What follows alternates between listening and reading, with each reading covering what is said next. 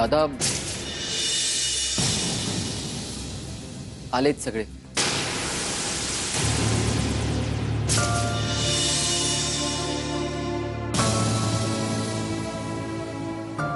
आई मावशी नाही येणार. ती देवघरात बसली.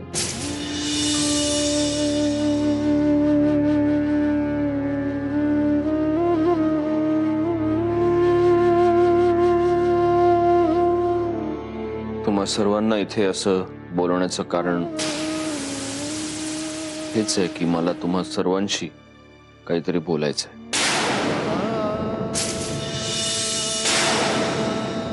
मी माझ्या बिझनेससाठी कर्ज घेतलं होतं आणि त्या कर्जाच्या बदल्यात हे आपलं राहतं घर मी तारण ठेवलं होतं.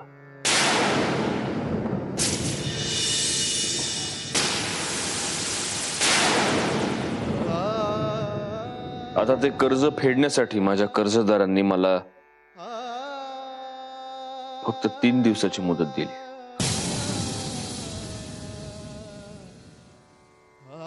कर्जाची रक्कम आणि व्याज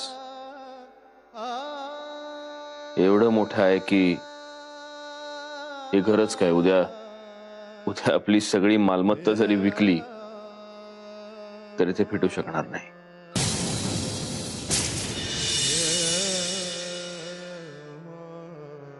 थोडक्यात एवढंच की मी आता दिवाळखोरीत निघालेलो आहे आणि मी तुम्हा सर्वांची मनापासून माफी मागतो.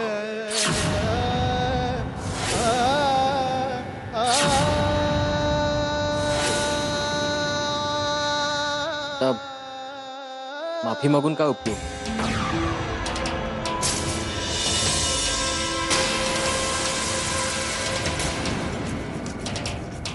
मला कळतंय गौरंग तुम्हा सगळ्यांना काय वाटतंय, पण काय हा? तुला काय वाटलं तू माफी मागशील आणि हिरो बनशील? त्या माफीने काय होणार आहे का आता?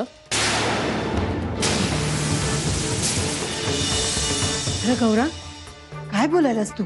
का काय चुकीचं काय बोलतोय? एवढं सगळं करून आता माफी?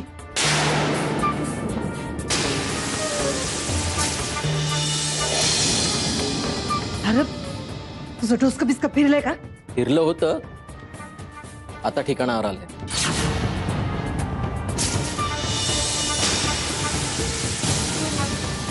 गौरंग अरे आजपर्यंत समद्यांना सत्यजितने सांभाळलंय. त्यानं कुणाला बी काय बी कमी पडू दिलं नाही आणि आज तू मोठेपणा करायची सवय आहे त्याला.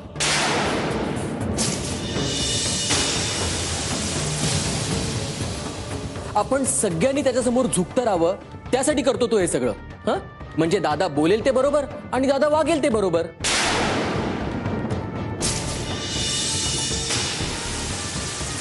हा एवढा मोठा डिसिजन घ्यायच्या अगोदर तुला आमच्याशी डिस्कस नाही करावं असं वाटलं?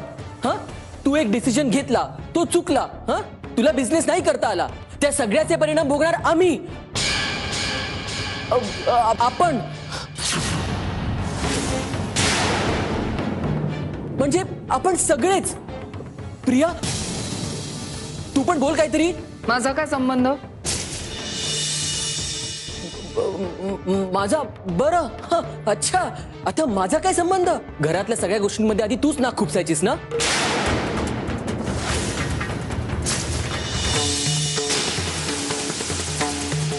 आणि दादा घर घाण ठेवताना मला का नाही विचारलंस?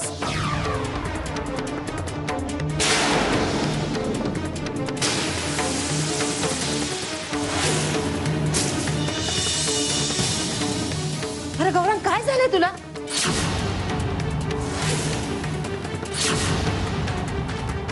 अरे सत्यजितने एवढं कष्ट उपसून घर उभं केलंय आणि आज तूच त्याला जाब विचारतोयस? हो उभं केलं ना. अगं हे आलिशान घर दादानीच तर उभं केलं, पण जागेचं काय? ही जागा कुठून आली? मी सांगतो, ही जागा आमच्या मुधोळकरांची वडिलोपार्जित जागा होती.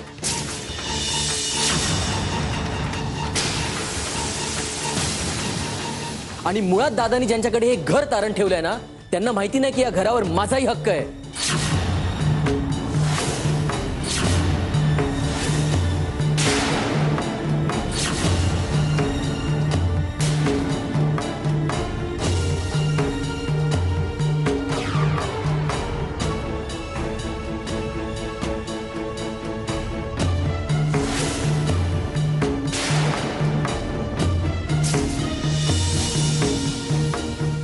बरोबर आहे गौरा, मी तुझा गुन्हेगार आहे. तुझं बरोबर आहे. दादा काय बोलताय तुम्ही हे? गौरांग, अरे तुला तुला कळतंय का? तू दादांचं बरंच बोलतोयस हे सगळं.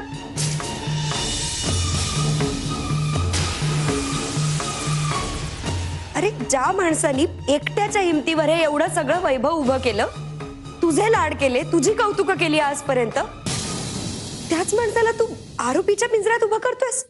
हा? अरे एक संकट आलंय दादांवर, तर त्या संकटात त्यांच्या खांद्याला खांदा लावून उभं राहायचं का त्यांच्यावर आरोप करायचे? देवासारख्या मोठ्या भावावर आरोप करतोयस.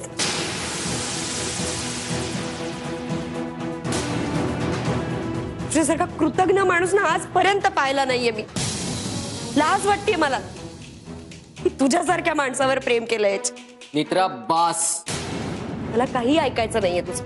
अरे बिझनेस मधला एक डिसिजन चुकला दादांचा, पण म्हणून काय आयुष्यभर शिक्षा द्यायची त्यांना?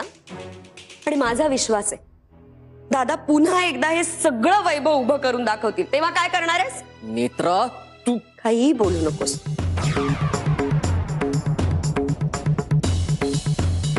मला ना खरंच खरंच लाज वाटते. तू माझा नवरा आहेस याची. नेत्रा बास झालं.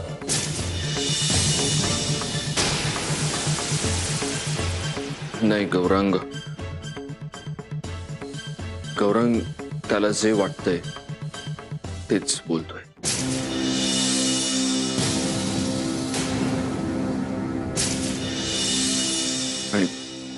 आणि कदाचित त्याचंच योग्य आहे. मी तुम्हा सर्वांचाच गुन्हेगार आहे आणि त्यामुळे तुम्हाला कोणालाही आणखीन कुठलाही आरोप करायचा असेल तर प्लीज मोकळेपणानं बोलू शकता.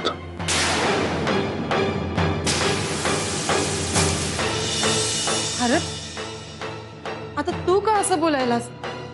आधीच किती त्रास होतोय मनाला. मी रस्त्यावर आलोय, त्यामुळे आता इथून पुढे तुमच्या कुणावरच मी कुठल्याही प्रकारचा हक्क सांगू शकत नाही.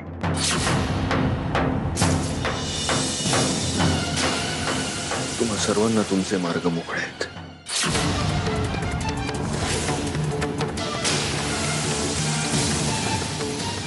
मला जन्म देणाऱ्या आईची माझ्यावर जबाबदारी आहे. फक्त तिच्या सुखासाठी मी माझ्या शेवटच्या श्वासापर्यंत प्रयत्न करत राहील.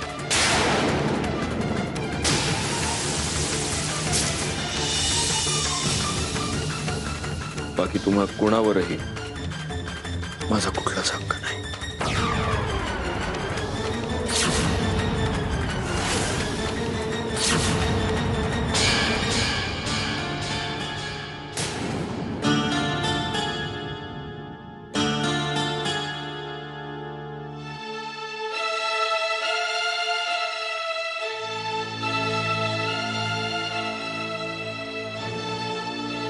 आपले डिवोर्सचे पेपर्स तयार करून घे.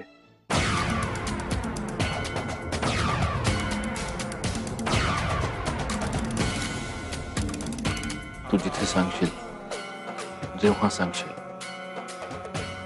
मी साईन करेन.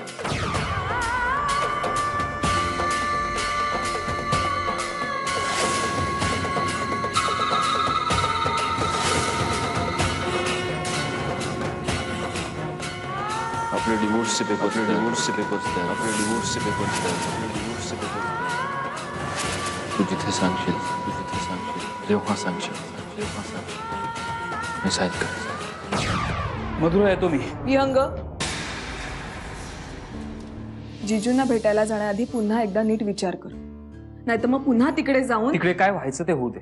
अरे पण जीजू काही ऐकून घेण्याच्या काही समजून घेण्याच्या मनस्थितीतच नसतील तर सांगून काही फायदा आहे का? सत्यजितला काय समजायचं ते समजू दे, पण मला माहिती आहे की अशा बिकट परिस्थितीमध्ये त्याच्यासोबत कोणीतरी असणं, त्याला कंट्रोल करू शकेल असं कोणीतरी असणं खूप गरजेचं आहे. आणि हे काम करण्यासाठी माझ्याशिवाय जगात दुसरं कोणीही नाही. हो, पण तू तिथे गेल्यावर जर त्यांनी तुझा तिथे अपमान केला तर? सत्यजितने माझा किती अपमान केला तरी मला चालेल, पण अशा परिस्थितीत मी त्याला एकटं नाही सोडणार. मधुरा, तुला माहित नाहीये,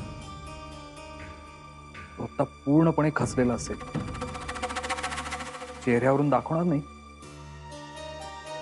पण त्याला या सगळ्या गोष्टींचं खूप टेन्शन आलेलं असणार.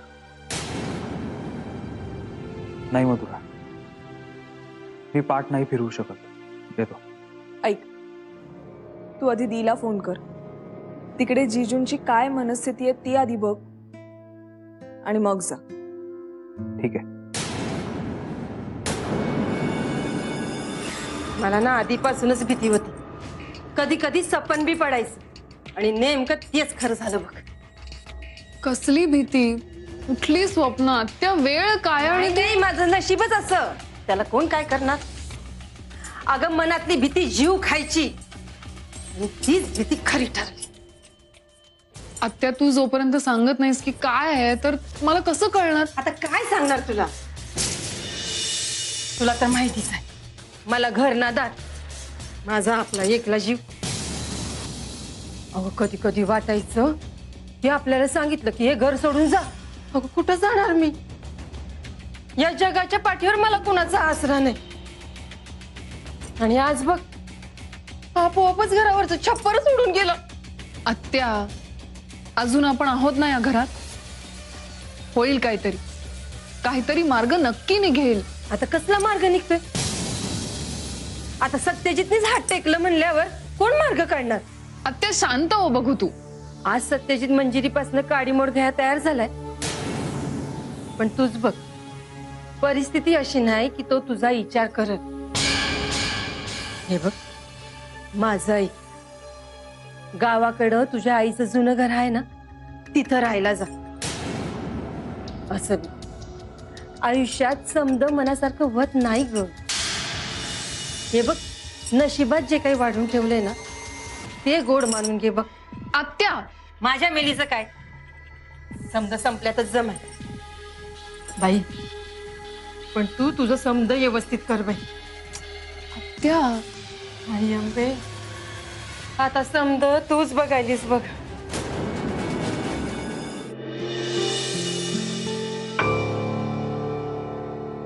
हॅलो. हा बोला भाऊजी. वहिनी, मला मधुराकडून सगळं काही कळलं. सत्यजित आहे का? हो, ते आहेत घरी. मला जरा बोलायचं त्याच्याशी. ठीक आहे, मी देऊ का त्यांना फोन? वहिनी, एक मिनिट. मी आता तसं फोनवर बोलणं चुकीचं आहे.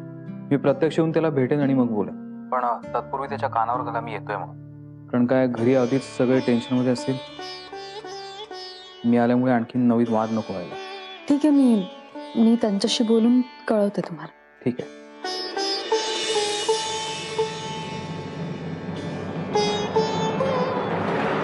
आपण आज एकमेकांना ओळखत नाही ना प्रधान साहेब? हा, गेली 10-12 वर्ष तुम्ही व्यवहार करताय माझ्या बरोबर. हे बघा, ऐकून घ्या आधी, तुम्ही माझं ऐकून घ्या. मी मान्य करतो मी अडचणीत आहे, पण मी डबल रेट ऑफ इंटरेस्टनी पैसे परत करायला तयार आहे. प्लीज फक्त यावेळी मला मार्केटमधनं पैसे उचलायला मदत करा प्लीज. मी मी लिहून देतो ना तुम्हाला. हॅलो हॅलो प्रधान साहेब, हॅलो हॅलो. साले, माझ्या जीवावर मोठे झाले हे. आणि अहो, काय काय आहे? नाही, मी फक्त निरोप द्यायला आले होते. काय? विहंग भाऊजींचा फोन आला होता. का? त्यांना भेटायचं आहे तुम्हाला. माझं श्राद्ध आहे इथे. हे असं बोलून काय मिळतं तुम्हाला? ते मी काय करायचं काय नाही करायचं हे तू मला नाही शिकवायचं, कळलं? त्यांना भेटायचं आहे तुम्हाला. नाही, मला नाही भेटायचं त्याला. अहो हे बघा, मी काय म्हणते, अशा परिस्थितीत झालीच तर आपल्याला मदत होणार आहे. आणि मग तुम्ही तुला काय वाटतं आणि तुला काय नाही वाटत हे महत्वाचं नाही. आणि माझ्यावर आलेल्या संकटांमधून बाहेर पडण्यासाठी मला विहंग भोसले सारख्या माणसाची गरज नाही. कळलं?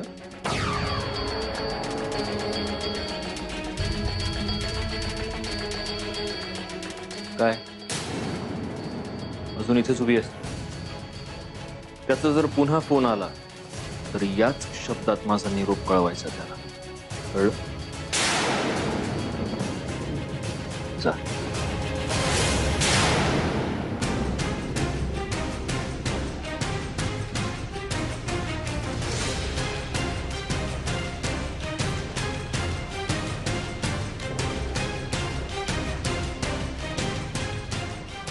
आरामखोर फोन पण घेत नाहीत आता माझा.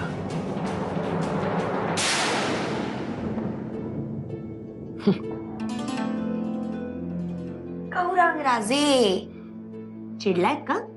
हे हे काय लावलंयस तू? तू तू कोण समजतेस स्वतःला? हा, तू इथे मला काय म्हणालीस? मी आहे तुझ्यासोबत आणि बाहेर तिकडे सगळ्यांसमोर मला तोंडावर पाडलंस. बरं, तू एवढ्यावर थांबली नाहीस. जर माझी साथ द्यायच्या ऐवजी माझ्या विरुद्ध बोलतेस. अगं मी मी किती घाबरलो होतो माहितीये तुला? जर दादाने मला काही केलं असतं तर? पण मूर्ख आहेस तू आणि मी महामूर्ख जे तुझं ऐकलं. शी. हसतेस? चेष्टा करतेस माझी? नाही गौरांग राजे, ऐका माझं. चेष्टा नाही करत आहे मी तुमची. लक्षात घेत जा काही काही गोष्टी नाही आहेत तुमच्या लक्षात. हो, सगळं लक्षात आलंय माझ्या. अगं तू अशी बाई आहेस जी वेळ पडली तर स्वतःच्या नवऱ्याला तोफेच्या तोंडी देशील. आता तोंड बंद ठेवायचं आणि मी काय सांगतेय ना ते नीट ऐकायचं. मी आता जे काही केलं ते करणं गरजेचं होतं. गौरांग राजे, अहो असेच डाव खेळायचे असतात. एकानी जखम करायची, दुसऱ्यानी मलम लावायचं. तुम्हाला वाटेल ते तुम्ही सगळं बोललात. हा, त्यामुळे आज सगळ्या मुधोळकर कुटुंबियांना गौरांग मुधोळकरच्या अस्तित्वाची ओळख झाली आहे. पण झालं काय? हा, शेवटी तोंडावर मीच पडलो. नाही, तुम्ही जे काही बोलत होतात ना त्याच्यामुळे अचानक सगळ्यांची मनं इतकी दुखावली गेली की कोणीतरी पडती बाजू घेणं गरजेचं होतं. म्हणून मग मला तुमच्या विरोधात बोलावं लागलं. तुम्ही जखम केलीत, मी मलम लावलं. त्यालाच म्हणतात डबल केक. काय नाही, फक्त तोंडाने वाप घालवतेस. आता दादा बघ काय करेल ते. अगं कायम मनात माझ्याबद्दल राग धरून ठेवेल तो. हे बघ, मी जर त्यांच्या समोर त्यावेळेला काहीही बोलले नसते ना तर उगाचच सगळ्यांच्या मनात माझ्याविषयी राग निर्माण झाला असता. घरातल्या सगळ्या बायका, आई, आत्या, मंजिरी वहिनी, प्रिया, त्यांना वाटलं असतं की तू जे काही बोलतोयस ना त्याला माझीच फूस आहे. पण दादांच्या नजरेत मी सत्यवचनी आणि प्रामाणिक आहे ना. मग हे सगळं असंच राहावं म्हणून बोलले मी जे काही बोलले ते. आता कुणाच्याच मनात माझ्याविषयी कधीच शंका निर्माण होणार नाही. याला म्हणतात प्रसंगावधान. म्हणजे नेत्रा, आता आपल्याला काही प्रॉब्लेम? रे, प्रॉब्लेम कसला? उलट सगळ्यांची तोंड बंद केली असतो. सगळ्यात महत्वाचं म्हणजे त्या प्रियाचं. मला इतका अभिमान वाटलाय ना आज गौरांग तुझा. खरंच? हो, तू हुशार आहेस हे तू आज सगळ्यांना दाखवून दिलंयस. आणि आता आपण दोघांनी मिळून फक्त मजा बघायची. पण मग सगळ्यांसमोर मी हुशार कसा? हा, मी तर काय काय बोलून आलोय सगळ्यांना. म्हणजे माझाच विश्वास बसत नाहीये. काळजी करू नकोस, कोणाला काहीही वाटणार नाही. आणि तुला जर दादांची भीती वाटत असेल तर let me tell you, Satyajit Mudholkar is finished. Completely finished. नाही नेत्रा, तू दादाला ओळखत नाहीस. हे बघ, कितीही मोठा प्रॉब्लेम असला ना तरी दादा त्याच्यातनं बाहेर पडायचा मार्ग नक्की शोधून काढतो. यावेळी नाही होणार तसं. तुला माहितीये गौरांग, जंगलात सगळ्यात ताठ उभी असलेली झाडच वादळात सगळ्यात आधी कोसळून पडतात. आणि हे चक्रीवादळ.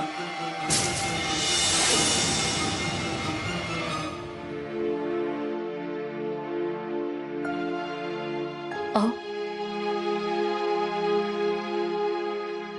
काय? अहो मी पुण्याला जायचं म्हणत होते. अरे हो, आपले डिवोर्स पेपर्स तयार करून घेण्याची घाई झाली असेल तुला, नाही का? तुझ्या लॉयरला भेटायचंय पुण्याला जाऊन. ठीक आहे, जा. मग मंजिरी, आता होत आहे ना तुझ्या मनासारखं? हो, माझ्या मनासारखं करायलाच चालले मी तिकडे. मग मला काय विचारायला आली होतीस? अच्छा, तुला गाडी वगैरे घेऊन जायची असेल तर जाऊ शकतेस. म्हणजे तू एकच सांगतो मंजिरी, इथून पुढे कुठल्याच गोष्टीसाठी माझी परवानगी मागायची गरज नाही.